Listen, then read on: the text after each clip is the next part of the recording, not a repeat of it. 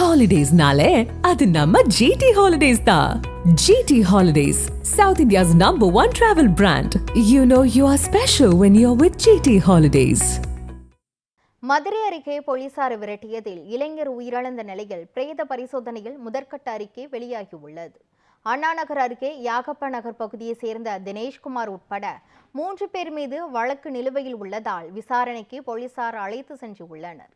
அப்போது தினேஷ்குமார் மட்டும் அங்கிருந்து தப்பி ஓடியதாகவும் அவரை போலீசார் விரட்டிய நிலையில் வண்டியூர் கால்வாய் நீரில் குதித்த தினேஷ்குமார் சகதியில் சிக்கி உயிரிழந்ததாக கூறப்படுகிறது. இதற்கிடையே தினேஷ்குமார் மரணத்திற்கு போலீசார்தான் காரணம் என கூறி அவர்களது உறவினர்கள் போராட்டத்தில் ஈடுபட்டு கடந்த 4 தினங்களாக உடலை வாங்க மறுத்துவிட்டனர். நீதிபதி லட்சுமி பிரியா முன்னிலையில் பிரேத பரிசோதனை செய்யப்பட்டது. இந்த நிலையில் போலீசார் உறவினர்களிடம் பேச்சுவார்த்தை நடத்திய பின் தினேஷ்குமாரின் உடலை உறவினர்கள் வாங்கி சென்றனர்.